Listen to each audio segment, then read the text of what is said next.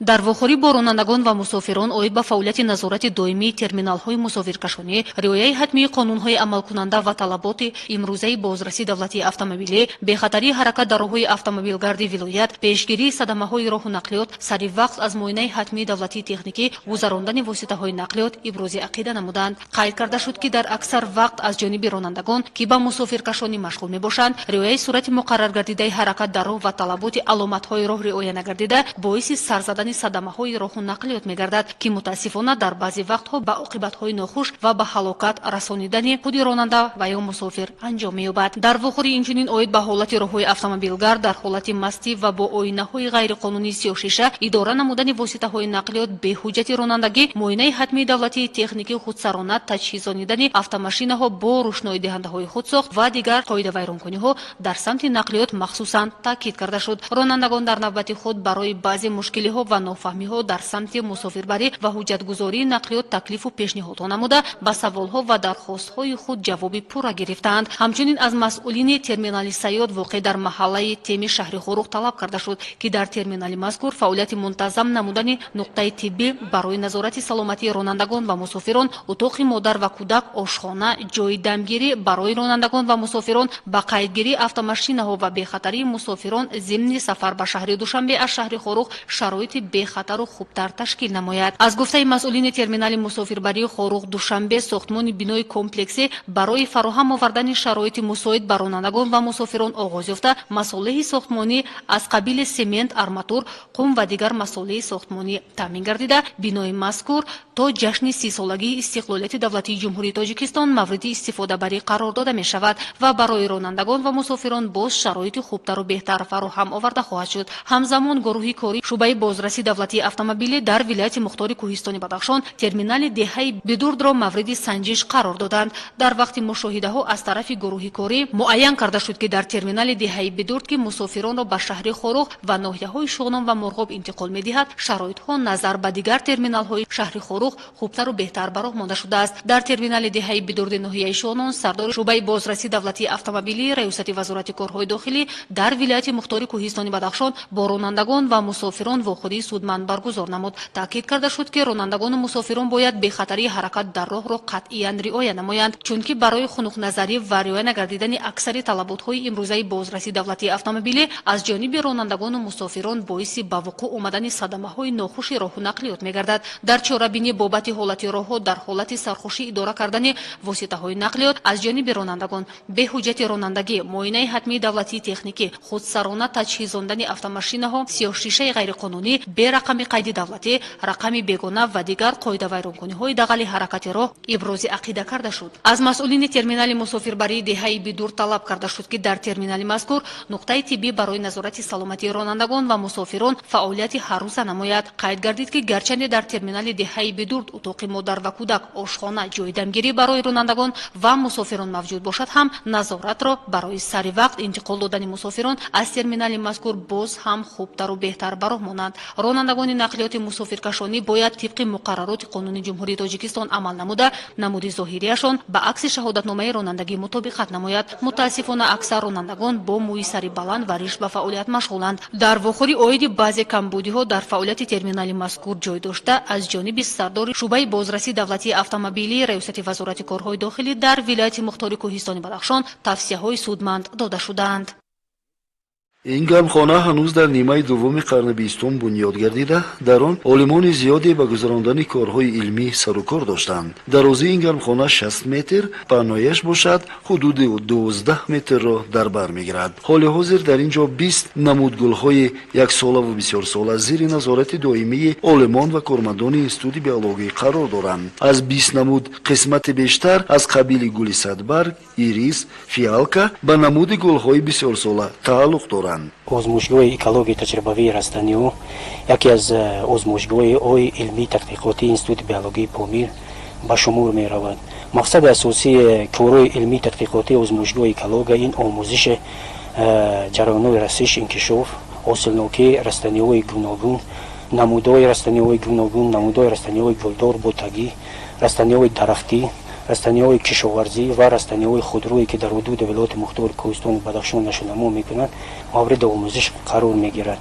озмӯшгоҳ дар بلندی های گوناگون پامیر غربی گرمخانه ها رو تشکیل کرده است و در این گرمخانه ها اساساً با پرورش رستنی های گلدار آرایشی و رستنی های پولیزی به مانند پامیدور و بادرینگ کشت کرده در فصل های گوناگون مورد استفاده برندگان قرار می‌دهد. در برابر کارهای علمی و تجربه زیاد نمودن نمودهای گلها در اینجا اینچنین گلها برای تامین نمودن زیبایی گلگشت و خیابان‌های شهر خوروغ آماده کرده می‌شوند. توجه خاصه نسبت گرمخانه مهنت حلال کارمندان اینجا باعث پیشروی‌ها گردیده ایستاده است. اساساً در این گرمخانه که در حدود انستیتوت بیولوژی پامیر در شهر خوروغ قرار دارد، در اینجا قریب 20 نمود رستنی‌های گلدار یک ساله و بسیار ساله پرورش کرده می‌شوند. چنانه که معلوم است در این گرمخانه رستنی‌های گلدار به مانند رستنی بسیار ساله سگبرگ، ایرس و دیگر رستنی ها غیر از این رستنی های گلدار یک ساله به مانند فیالک، به مانند گل کفکب و غیره ها در اینجا پرورش کرده میشن.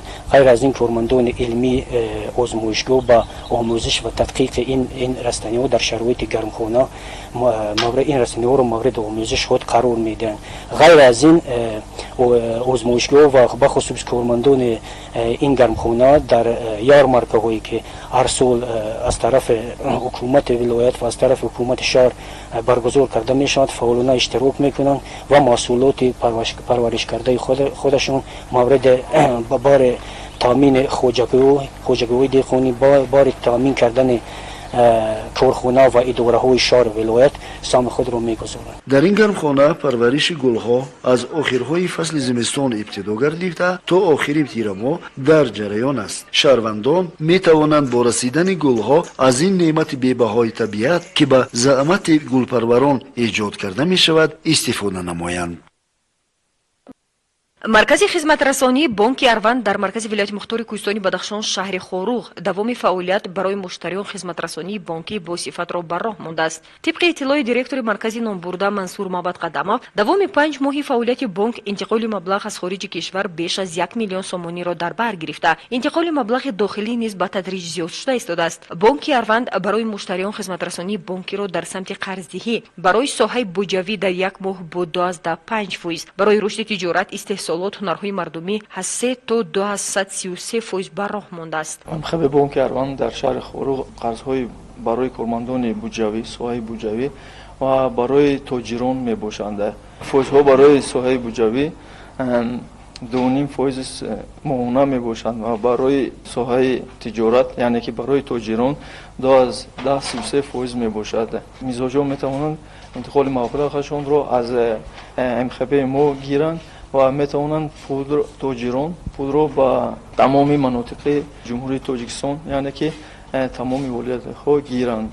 از سنه حساباتی گیریم در مدت 5 ماه فعالیت اگر تو امروز گیریم 5 ماه فعالیت زیاده از 1 میلیون سومانی وارد کرده شدند. یکی از سمت دیگری فعالیت این بانک همیان الکترونی یعنی پرداخت‌های غیر نقدی میباشند که در دوران حاضر این فعالیت برای مشتریان خیلی قولای میباشد، زیرا توسط آن پر کردن صورت حساب، پرداخت قرض، پرداخت امانت، خدمترسانی کمونالی و تامین مبلغ علاقه موبیلی به کمیسیا بر راه مانده شده است. با گفته دیرکتور مرکز خدمترسانی بانک اروند در شهر خوروغ منصور محمد قدمов صندوق قرضی بانک 300,000 سومانی را تشکیل داده کارمندان بانک پیوسته تلاش میکنند که برای میزاجان خدمترسانی خوش صفت را پیاده نمایند. عین زمان 5 نفر کارمند با جای کاری دائمی تامین گردیده ساکنان ولایت از چنین خدمترسانی های با صفت منتدار هستند. به خاطر تجلیل 19 سالگی فعالیت بانک اروند اقدام ادانه عبدفایزه بر راه مانده شده است که تا به همین روز تعداد زیادی مشتریان پسنداز را در بانک باز نموده نگاه می‌دارند. این اقدام تا سنه 31 مای ادامه یافته جنببست می‌گردد. با مناسبت 19 سالگی بانک اروند از ما اقدام رفته ایستاده است که 17% سالانه تشکیل می‌دهد. این برای میزاجان یعنی که مهلت پسنداز این 6 ماه میباشد، از 6 ماه تا 1 سال فایز ها باشند. در آخر در وقت شرطنامه گذرانده میشوند. کارمندان مرکز خدمترسانی بانک اروان در شهر خوروغ بر آن عقیدند که اگر در بانک‌های دیگر مشتریان برای خدمترسانی در نوبت می‌ایستند، در اینجا در فرصت کوتاه‌ترین عملیات بانکی موفقانه انجام داده می‌شوند. تباس مقامات اجرایی حکومت دولتی ولایت مختار کوهستان بدخشان و حکومت شهر خوروغ جهت تعمیر و ترمیم سریوقتی کانال آبگذر داد خدا که اهالی جماعت شهرک اسماعیل سومانی شهر خوروغ را با آب پالزی تامین می‌نماید، باشندگان سرفراز محله‌های اهالی نشین جماعت شهرک اسماعیل سومانی دستگیری نموده این هفته دستجمعانه به حشر عمومی برآمدند. در حشر زیاده از 300 نفر ساکنان محله‌های شوشخوروغ، زواد نون، تیرچید و گلاباد و اندرستر شرکت نموده 150 متر جویبار آب تامین کنی رو از سنگ و شغل و برگ‌های درختان اینچنین ریزش ترمکی بر اثر بارشات زیاد برف و باران خراب گردیدن دوباره برقرار نموده. با جلب قوه کاری اینچنین در این روز کارهای بتون ریزی رو انجام دادند. در همین جو عضو حشر دستجمعانه با اشتراک محله‌های زواد نون، شوشخوروغ، تیرچید و گلاباد و اندرستیز قریب زیاده از 300 نفر در همین حشر اشتراک دارند. در اینجا کارهای بتونریزی رفته ایستاده است و ما کوشش میکنیم که تا آخر روز همین کار رو در مسافه 150 متر به اتمام میرسونیم. این کانال همین سال بسیار همین ترمه فرامدن کانال در مسافه قریب زیاده از 200 متر همین ترمه بستگین دین در همین جو حشر دست جمعانه گذرانده شد. اما اداره مؤسسه و کارکنان حفظ حقوق در حشر اشتراک داشتند. ما با همین مشکلات نگاه نکرده کوشش میکنیم که روزهای نزدیک طریق همین کانال آب رو سر میتیم. باید گفت که کانال داد خدا که اهالی جماعت شهرک اسماعیل سومانی شهر خوروغ ولایت از آن باغات و کشته‌های خود را شاداب می‌سازند 12 کیلومتر درازی داشته بر اثر بارشات زیاد برف و باران امسال 200 متر آن خراب گردید. با دایر نمودن حشرهای دستجمعانه این کانال آبگذر از نو برقرار گردیده روزهای نزدیک باشندگان محله‌های جماعت شهرک اسماعیل سومانی شهر خوروغ و اداره و مؤسسه‌ها از آب پالزی برخوردار خواهند گردید. даврони соҳиби истиқлолии мамлакат барои ба илмомӯзӣ фаро гирифтани кӯдакону наврасон шароитҳои мусоид фароҳам оварда дар ин замина амалӣ гардидани лоиҳаи ҳамроҳ бихонем миёни хонандагони синфҳои ибтидоии макотиби ҷумҳурӣ барои беҳтар намудани натиҷаҳои хониши хонандагон заминаи мусоид хоҳад гузошт. бо ин мақсад дар муассисаи таҳсилоти миёнаи умумии рақами 2 ба номи саъдоншоҳ имронов ноҳияи роштқалъа маркази алоҳидаи ҳамроҳ бихонем таъсис дода шуда ба ин васила беш аз 35 нафар хонанда ба таҳсил фаро гирифт شد. ظریفا نورینووا راهبر مرکزی همراه بخونیم ابراز داشت که خوانندگان در این درگاه علم و معرفت کتاب‌های بدیعی کودکانه را مطالعه نموده تأسیس مرکزی الوهیده توجه آنها را به کتابخوانی بیشتر گرداند. لایحه همراه بخونیم در همکاری وزارت معارف و علم جمهوری تاجیکستان برای تقویت و همکاری ها دایر بر رشد ملکه خوانش صنف‌های ابتدایی بسیار مهم و فایده آور است. هدف اساسی این لایحه بهتر نمودن دانش خوانندگان صنف‌های یکچار می باشد. در نظر است که همه این تشبس برای بهتر نمودن نظام معارف در مجموع فعالانه اشتراک نمودن خوانندگان در همه چاره‌بینی ها از آن جمله در آزمون فروغ صبح دانایی کتاب است بسیار هم عین مدعا ها است. و ما وقتی که از کورس‌های امین سمینار گذشتیم ما در مکتب خود یک مرکز را تشکیل نمودیم و در دایره این لایحه ما همه روزه در همین مرکز کار میکنیم.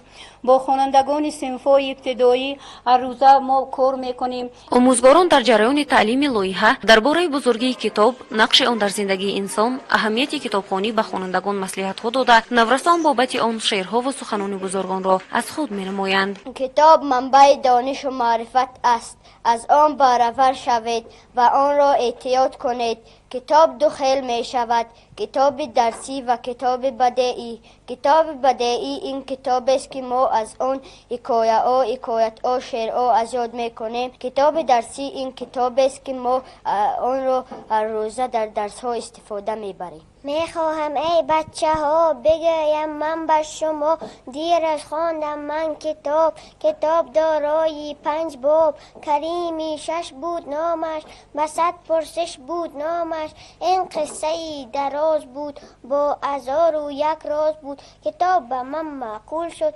دلونجم مثل گل شد. مورد ذکر است که مقصد اساسی لایحه همراه بخوانیم بهتر نمودن نتیجه های خوانش خوانندگان صنف‌های ابتدایی جمهوری تاجیکستان محسوب یافته، آن در سمت زیاد نمودن دسترسی به مواد با صفت خوانش و جاری نمودن نوآوری‌ها در تعلیم و تربیت نورسان فعالیت می‌نماید. رشد مهارت خوانش کودکان نیز به دسترسی به مقدار ضروری مواد خوانش امکان ناپذیر است. از این رو در مرکز همراه بخوانیم مؤسسه نیز بیش از 200 کتاب جمع آوری گردیده به طالب علمان آموزانده می‌شوند. تو همدمی سازی منی، تو بال و پروازی منی، در خانه و در مکتب هم صحبتی سازی منی. چون جان عزیز دانم تو را، از کف نمیمانم تو را، بر من که میبخشی سرور پیوسته میخوانم تو را. همنشین به از کتاب مخو که مصاحب بود گیاه بگو، راحت افزان و جان و راحت دل هرچه داخل های توست از حاصل. همچنین همدم لطیف که دید که نرنج دهد نرنجو. مسئولین نیت دارند تعداد نورسان را در این مرکز زیاد نموده به آنها خوانش بدیعی را آموزانند تا آنها توانند من بعد نیز کتابخوانی را دوام داده آثار نیاگان را از خود، جهانبینیشان را وسیع و فوند لغویشان را بایگردانند.